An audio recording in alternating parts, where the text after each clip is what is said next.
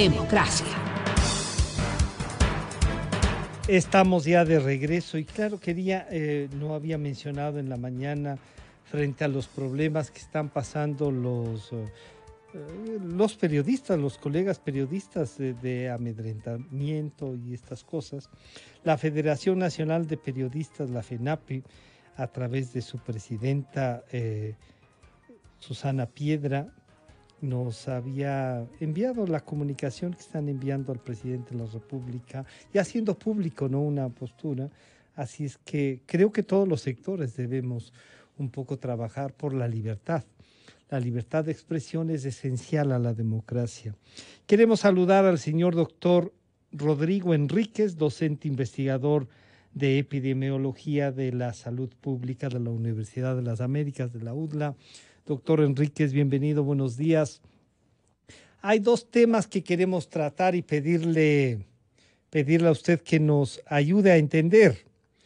El uno es esta discusión que se hace de las vacunas, cómo se puede acceder, incluso políticamente alguien ha ofrecido unos cuantos millones, ese alguien que le había ofrecido ya escribe diciendo, oiga, eso no es posible porque se están produciendo, el mundo está en disputa, los estados deben mantener y después viene el otro, ¿no? Esto de quién debe traer las vacunas. ¿Se puede traer como se trae analgésicos?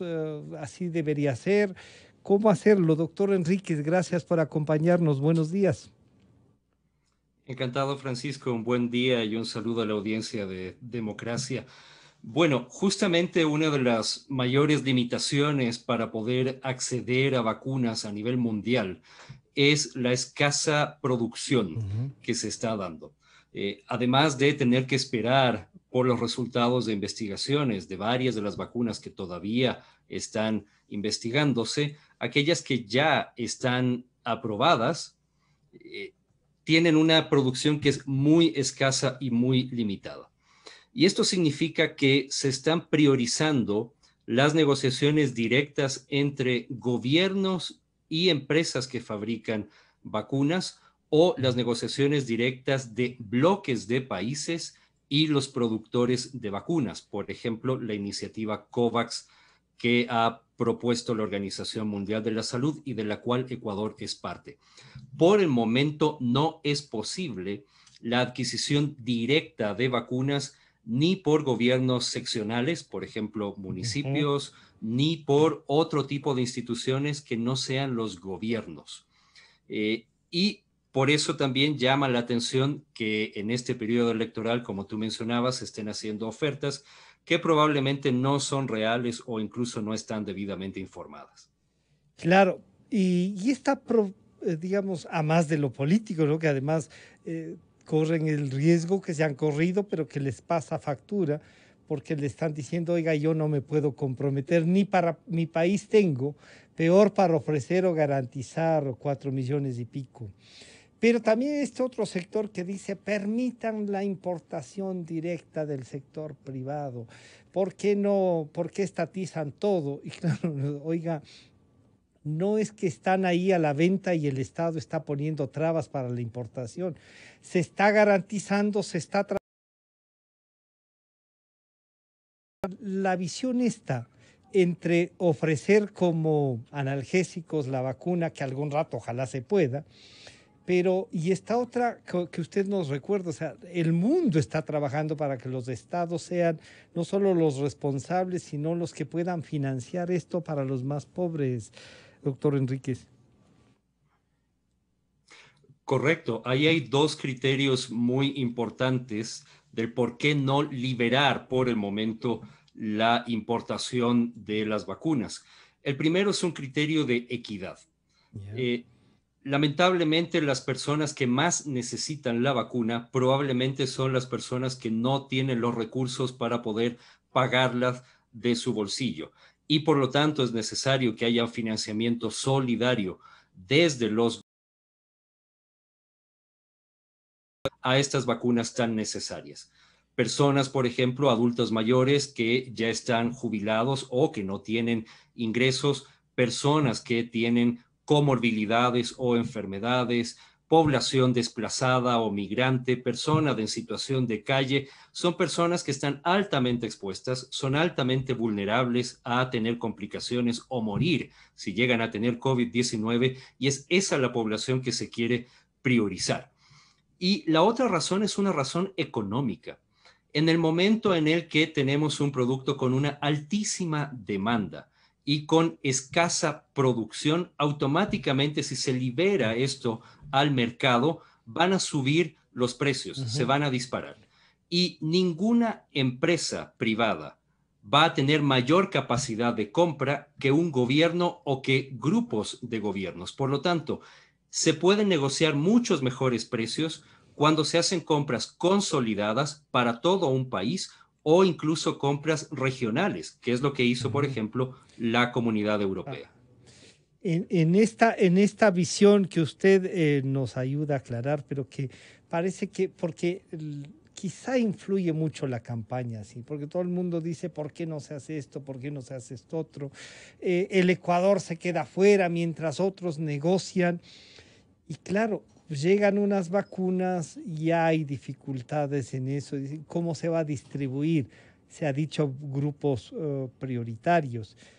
¿Qué debemos entender por grupos prioritarios y qué debería el Estado, la función pública, garantizar para incluso, no sé si tener un calendario, una visión a medida que vayan llegando las vacunas?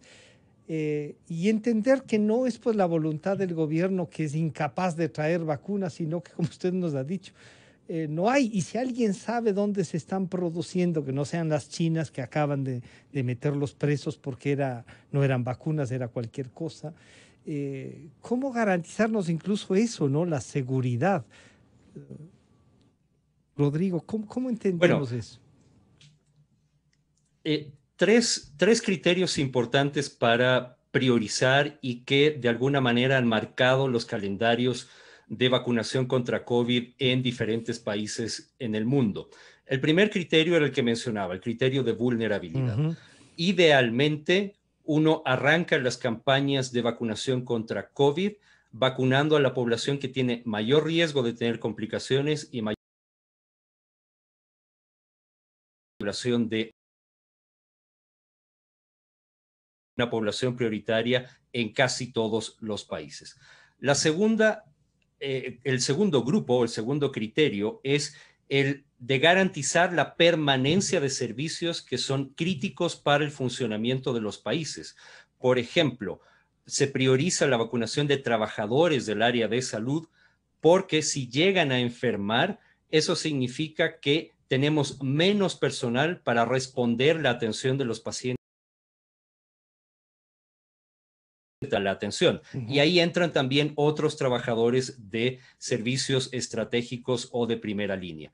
Y en último lugar, está la estrategia de tratar de reducir la transmisión. Recordemos que los que más se infectan son las personas entre 18 y 59 años, porque son las personas que, dada su actividad, tienen mayor movilidad, mayores Exacto. contactos sociales, y ahí está el grueso de los contagios. Ujú. Lamentablemente, este grupo se convierte en un grupo relegado por la escasez de vacunas, pero tan pronto haya una producción suficiente o llegue una cantidad suficiente de vacunas a los países, hay que tratar de vacunar rápidamente a este grupo de población entre 18 Y y 59. 59 años si realmente queremos reducir la transmisión. Y entonces, si este es, como usted dice, un grupo relegado, es un poco también el motor de la economía, también eso, y habría que, claro, es el que más puede cuidarse también, con mayor responsabilidades o con mayor efectividad, se podría decir. Pero entonces hay que hacer también un control y como que a más del escándalo, después de las pruebas, hemos dejado. Y eso de controlar, de hacer un seguimiento, parece que es importante. Ya tenemos, hay municipios que están pidiendo vacunas, pero nos fue mal con las pruebas. No nos fue bien, intentaron hacer negocio incluso con eso. Pero, ¿qué recomienda usted en temas de el seguimiento de las pruebas? De esto ya podemos hacerlo privadamente también, de que las empresas, todo eso, cómo hacer y cómo coordinar en política pública esas pruebas para que sirvan también para el control. Sí, con respecto a la trazabilidad de la vacunación, necesitamos tres cosas muy importantes. En primer lugar, saber al público, es Yeah. información confidencial, pero por lo menos tener claro un cronograma y un calendario de vacunación en donde se publicite cuáles son los grupos que realmente van a tener acceso y en qué momento. Eso hasta ahora no lo No sabemos, hay. eso hasta ahora no está publicado y eso genera lamentablemente desconfianza en general en la ciudadanía. Necesitamos saber quién se ha vacunado porque es importantísimo completar las 2 dosis de Claro. vacuna. No me sirve si una persona solamente recibe una dosis y no completa las 2 dosis porque se reduce la eficacia de la protección que puede dar la vacuna. Y además, idealmente debe recibir la misma marca de vacuna. Claro. No tendría sentido vacunar a alguien dándole una primera dosis con la vacuna de Pfizer, por ejemplo, y después darle una dosis de otra vacuna Claro. diferente. Y además, porque necesitamos vigilar la aparición de efectos adversos que, por fortuna, al parecer son escasos. Se han reportado muy pocos efectos adversos en general en los países que ya están vacunando, pero es importante hacer ese Claro. seguimiento. Y además porque queremos saber cuál es la eficacia real, ya no en estudios experimentales, sino en la vida real, en el día a día. Por lo tanto, ahí es clave justamente el que haya una sola institución o un solo organismo que se encargue del seguimiento. Si nosotros liberamos la importación de vacunas y permitimos que cualquiera pueda traer vacunas y administrarlas, también se abre un espacio muy importante para fraude o para corrupción. Esto que acaba de denunciarse en China, en donde había una empresa ofertando vacunas y que al final inyectaban solución salina, es algo que podría repetirse. Ya hemos tenido denuncias también en nuestro país con el tema de pruebas o incluso con el tema de vacunas.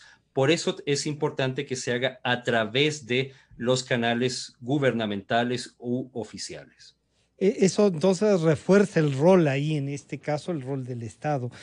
Rodrigo, no solo que han habido ya este intento de producir unas vacunas, sino que se venden y uno ve las redes sociales, tratamientos y la gente no termina. Quizás su propia desesperación, esta falta de información a veces hace que caigan y que vayan a pagar. Veíamos un reportaje no hace mucho de entre 100 y $600 un tratamiento para inmunizarnos del ¿Eso es posible sin vacuna? ¿Cómo les desincentivamos a la población a que no caiga en esto? Y ustedes que hacen el seguimiento, ¿qué nomás requerimos para esto, Rodrigo? Bueno, aquí hay un mensaje muy claro a quienes nos escuchan. No se deje engañar. Si usted recibe ofertas por cualquier vía, por vía telefónica, por mensajes, por redes sociales, por algún amigo o familiar, de que le van a vacunar y usted tiene que pagar por eso, eso es un fraude. Las vacunas en este momento, no solo en Ecuador, sino en casi todos los países, se están administrando primero de forma gratuita, segundo, solamente a través de los gobiernos. Por lo tanto, si alguien le dice que pague para que lo puedan inmunizar o darle algún tratamiento para protegerlo de COVID, eso es Un una fraude. estafa, no hay otra palabra. Y hay que ser muy claros Sí. con eso. Por lo tanto, un llamado a que no nos dejemos engañar. Lamentablemente, durante este año, un poco más de un año de pandemia, han habido muchos fraudes y muchos negociados aprovechándose de la enfermedad y el dolor de la población. Rodrigo, es la posibilidad de hacer una planificación y de que se transparente todo esto del trabajo del propio Ministerio de Salud. Se vio afectada por un tema que es difícil, pero que fue una vacuna y se hizo todo un escándalo del manejo, ¿no? Esa responsabilidad a veces pública no se termina de entender de quienes no han estado en la vida pública, de todo lo que puede pasar. ¿Se puede tener confianza generando qué desde el Ministerio de Salud? Usted nos ha dicho ese calendario, esa priorización, cómo vamos a conocer, no los nombres ni los apellidos, sino los sectores por sectores de población. ¿Cómo se visualiza eso? ¿Es posible que se haga, que el Estado nos diga, oigan, de los 17 millones vamos a ir, los primeros, qué sé yo, 500,000 vacunas van a estar en todo el sector salud, en todo el sector de los profesores, los comunicadores también, porque tenemos gente que está trabajando, a lo mejor no a los que están en la administración, pero sí a los reporteros, nosotros mismos decíamos, hay que estar. Y el decreto tiene algunos rangos de eso, ¿no? El sector salud, educación, ¿no? Los que son de primera línea. ¿Cómo ratificar? ¿Eso está bien? ¿El decreto debería ser una especie de línea para seguirlo, Rodrigo? Sí, Francisco, en realidad no hay inconveniente con la estrategia en general que está planteada por parte del Ministerio de Salud. Las fases que se han planteado son fases que técnicamente son adecuadas. El iniciar una fase cero, tratando de alcanzar, por ejemplo, a los profesionales que están trabajando en primera línea, atendiendo directamente a pacientes de COVID, a personas adultas mayores que están institucionalizadas, por ejemplo, en hospitales de adultos mayores o centros de cuidado de adulto mayor, es correcto. Y a partir de allí, las siguientes fases que están planteadas también son adecuadas. Yo creo que lamentablemente lo que ha fallado y lo que ha generado mucha pérdida de confianza es el que no hayan documentos técnicos detallados disponibles para la revisión por parte del público, del personal técnico, de salud, de la academia, de los mismos actores políticos. Por lo tanto, ¿qué necesitamos? En primer lugar, transparencia. Yo he dicho en varias ocasiones que es justamente en escenarios de pandemia y de crisis como la que enfrentamos, en donde hay que ser totalmente transparentes. Y eso no se ve. Se necesita que haya mayor disponibilidad de información técnica. ¿Dónde está publicado el cronograma o el calendario de adquisición de vacunas? ¿Dónde está publicado el cronograma de administración de esas vacunas? Básicamente lo que uno ve en la página del Ministerio de Salud es una lista de boletines de prensa en lugar de ver documentos técnicos y un listado de los hospitales donde se haría la administración, pero no hay ninguna información adicional.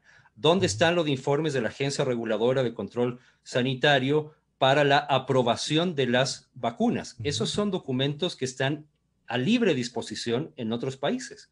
La FDA en Estados Unidos, la EMA en Europa, publican todas las discusiones que se hicieron para aprobar el ingreso de alguna vacuna a sus territorios.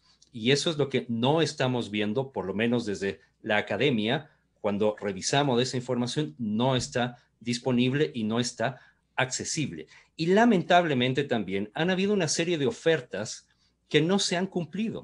Yo creo que probablemente han sobredimensionado la capacidad de respuesta que podían tener desde el gobierno. No consideraron que pueden haber problemas como desabastecimientos o rupturas de las cadenas de suministro.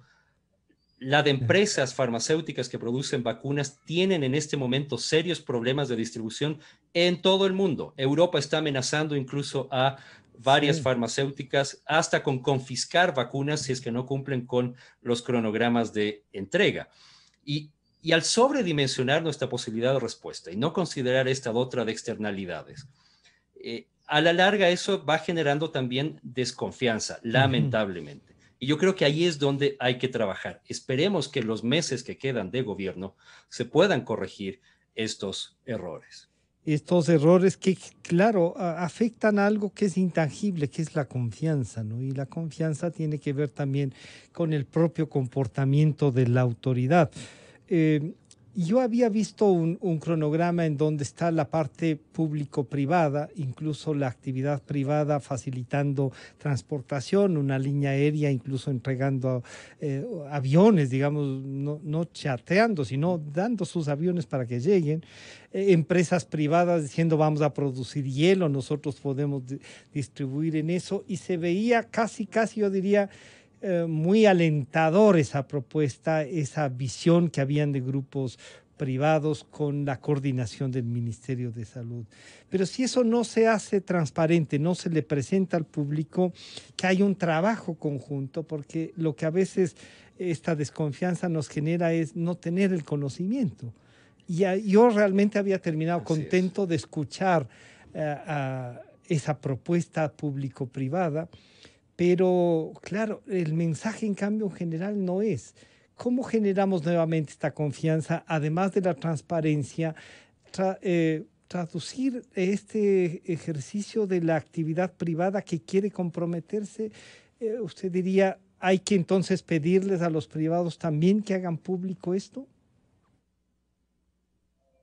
Bueno, yo creo que quien tiene que coordinar esto es el Ministerio de Salud. De Como salud. Autoridad Sanitaria Nacional, es el Ministerio de Salud quien tiene que coordinarlo. Es deseable y es muy bueno que haya colaboración de diferentes sectores, otras entidades públicas, por ejemplo, Seguridad Social, Fuerzas Armadas, Policía, hospitales privados sin fines de lucro o instituciones de salud sin fines de lucro, Solca, Junta de Beneficencia, Cruz Roja, tienen un rol clave.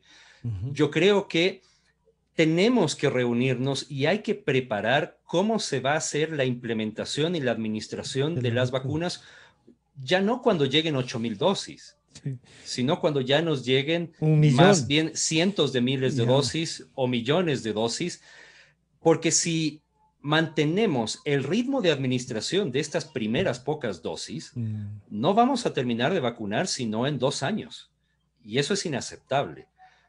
Yo creo que realmente aquí las autoridades tienen Ujú. que despojarse un poco de estas precauciones por cuidar imagen política y realmente ponerse a trabajar de forma directa, abierta, con muy buena comunicación y transparente de cuáles son los planes de implementación de la vacunación Ujú. contra COVID. Y se entiende que va a haber problemas en el camino. Sí, Todos los países lo han enfrentado, pero es justamente cuando surgen los problemas cuando hay que ser más transparente y decirlos frontalmente. Rodrigo, entonces insistir en el seguimiento vía las pruebas, ¿no es cierto? Hacer esta estadística que nos sirve, el cronograma de vacunación por sectores, un poco aplicando lo que dice el estatuto, que se coordine, que sea transparente más. La academia, ¿qué nos ofrece? Sabemos que no son, no siendo una obligación, son a veces la parte, y esto que ustedes nos ofrecen de discutir públicamente esto ayuda a generar confianza y se agradece. La academia tiene que involucrarse en esto. ¿Qué le piden ustedes? Y ya estamos claros en la transparencia, en el cronograma. ¿Qué le pedimos a la ciudadanía, en cambio, Rodrigo? Yo creo que la academia ha tenido un rol clave en informar, en criticar, Ujú. en hacer síntesis de evidencia y generar también evidencia. Muchos de los protocolos de manejo de COVID durante el año anterior se desarrollaron gracias al aporte de múltiples docentes de diferentes universidades y sociedades científicas que estuvieron trabajando desinteresadamente para elaborar esos documentos. Yo creo que ahí todavía hay mucho por aportar. Todavía se pueden desarrollar mesas técnicas Ujú. para apoyar los planes de implementación de la vacunación y el seguimiento, por ejemplo, la vigilancia de eventos adversos. Ahí hay mucho todavía por trabajar. Yo creo que lo que necesitamos también es que se destinen realmente recursos y se abran espacios para la participación de todos los actores. Había, por ejemplo, antes una comisión técnica Sí. que informaba a la Estrategia Nacional de Inmunización. Está desarticulada en este momento esa La comisión, en donde borraron, había claro. miembros de academia. Se eliminó Sí. prácticamente. Y eso significa que las decisiones ahora se toman solo al interior del ministerio y nadie más conoce qué se está decidiendo. Ujú. Y eso a la larga perjudica porque empieza a generar suspicacias o empieza a generar desconfianza. Lo que hay que pedirle a la ciudadanía es que, en primer lugar, hay que ser muy conscientes de que ante la escasez mundial de vacunas, nuestra primera responsabilidad como ciudadanos es cuidarnos, cuidar a nuestras familias y evitar contagiar a otros. Y eso significa que por lo menos durante un año y probablemente más tiempo debamos vivir todavía usando adecuadamente la mascarilla, manteniendo la distancia interpersonal, buen aseo e higiene de manos, no tocarnos los ojos con las manos sin habernos lavado previamente. Es decir, esos mensajes que tal vez para muchos les parecen ya cansones y repetitivos, en este momento son los más importantes. No solamente porque vacunar nos va a tomar más de un año, sino sobre todo porque están apareciendo nuevas variantes del virus que son más contagiosas. Y ya tenemos un sistema de salud que se está saturando. Ayer se informaba que hay 80 personas en lista de espera para terapia intensiva en Quito. Y por lo tanto, ahora no podemos descuidarnos y no podemos relajarnos en las medidas de prevención. Rodrigo, esto que usted nos recuerda que en Quito hay una lista de espera en el centro del país, en varias provincias, no solo porque se han relajado, sino que han hecho en algunos casos relajo, hay una gran contaminación, es como una especie de una ola y claro, se choca siempre con el desarrollo de la economía, con esto. El carnaval puede ser nuevamente un espacio de de contaminación, como, pero claro, ahí dicen, oigan, pero no nos suspendan esto que puede un poco ayudarnos a también, en último de los casos, a tener recursos para defender la vida también. ¿Cómo equilibrar eso? Bueno, haciendo actividades productivas de manera responsable. ¿Ya? Yo no puedo lucrar, por ejemplo, a costa de la salud de las personas, organizando fiestas donde tengo 200 personas sin mascarilla, consumiendo alcohol y compartiendo alimentos. Eso es irresponsable. Y eso no se justifica de ninguna manera, ni siquiera por garantizar ingresos, porque el costo social después es mucho mayor que esos exiguos ingresos que se pudieron generar. Por lo tanto, sí a la actividad productiva, sí a mantener cierta movilidad, pero definitivamente no a la irresponsabilidad. El permitir que hayan actividades sin uso de las medidas de precaución con la justificación de mantener actividades económicas es un crimen contra la salud pública. Y ahí es de nuevo el llamado a empresarios, a la ciudadanía, a todas las personas que debemos subsistir. Se entiende que hay una grave crisis económica y que no podemos en este momento paralizar las actividades. Pero si justamente no queremos paralizarlas, hay que ser mucho más responsables en el uso de las medidas de precaución, porque en el momento en que llegue una gran ola de contagios, esperemos que no sea así, no solamente se volverá a paralizar la economía, sino que volveremos a contar muertos como los contamos en marzo, abril durante el año pasado. Rodrigo, el día domingo hay elecciones, hay que ir. Algunos han dicho tengan cuidado. Ayer el expresidente Hurtado decía yo tengo 80 años, pero voy a tomar las precauciones debidas, pero voy a ir a votar porque es indispensable para el país, hay que resolver eso también. ¿Qué recomendación para el domingo entonces? No le voy a preguntar por quién va a votar, pero ¿qué nos recomienda para no que el COVID no se venga con nosotros, sino que solo votemos? Sí, en este caso, primero, sigan las recomendaciones que han emitido los organismos como el Consejo Nacional Electoral.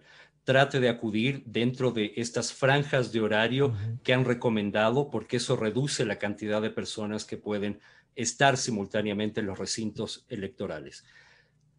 Consiga una muy buena mascarilla. Si puede conseguir una mascarilla, por ejemplo, quirúrgica o una mascarilla KN95 o N95, lleve su mejor mascarilla en el momento en que vaya a votar. Trate de utilizar algún método adicional de protección, por ejemplo, algún escudo facial, si usa lentes o gafas, llévelos, por favor, porque eso le confiere también protección adicional. Vote en silencio. Mientras menos hablen las personas, si no gritan, hay mucha menor posibilidad de contagiarnos. Mantener bien ventilados los recintos electorales y, si el clima lo permite, que las votaciones se hagan en espacios abiertos y al aire libre. Eso es algo también importante. Si usted tiene que bajarse la mascarilla para que verifiquen su identidad, hágalo de manera rápida, no hable, y la persona que está verificando la identidad tampoco debería hablar, porque de esa manera reducimos el riesgo de contagio. Lleve su propio esfero, lleve también un poco de desinfectante, por ejemplo, alcohol en gel, para que usted se pueda desinfectar las manos, por ejemplo, al haber tocado la mascarilla, al haber botado. Si seguimos estas recomendaciones y mantenemos la distancia, evitamos aglomeraciones, yo sí creo que podemos cumplir con la responsabilidad de votar sin exponernos a grandes riesgos. Bueno, ahí está también parte de otro riesgo, otra pandemia, que es el tema político, ¿no? Que nos vaya bien. Rodrigo, muchísimas gracias por acompañarnos, por compartir estas reflexiones, comprometerles a seguir dialogando, ¿no? Una gran parte de lo que usted nos ha dicho es esencial que la gente entienda, que podamos conversarlo públicamente y más aún si viene de gente como usted respaldando a la academia, respaldando a su trabajo, en definitiva exponiendo su trabajo en público. Rodrigo, muchas gracias. Muchísimas gracias, Francisco, y felicitaciones por tu espacio, que realmente ayuda a educar y a informar a la comunidad. Bueno, muchísimas gracias. Ha estado con nosotros el doctor Rodrigo Enríquez, docente investigador de la Universidad de las Américas. Sí, el espacio, como suele decir Gonzalo, ¿no? Y lo que repetimos todos los días, siempre buscando la verdad. Y la verdad está ahí cuando se transparentan las cosas. Y se agradece esto que hemos dicho. La academia se compromete cada mes más. Y a veces exigimos de las otras universidades, ¿no? Han dejado de tener presencia en el debate público, en las ideas, en los problemas que tiene la sociedad, se abstraen o lo que es peor, a veces se ponen como militantes desde la universidad. No, la academia tiene que ayudarnos desde todos los puntos de vista y agradecemos a cada profesional que nos acompaña a conversar. Le presentamos nuestro agradecimiento en nombre de la ciudadanía. Estamos terminando por ahora, nos encontraremos mañana a partir de las 6 de la mañana, ¿no? Ya estaremos aquí. Un gusto haber compartido el día de hoy, siempre buscando la verdad. Hasta mañana.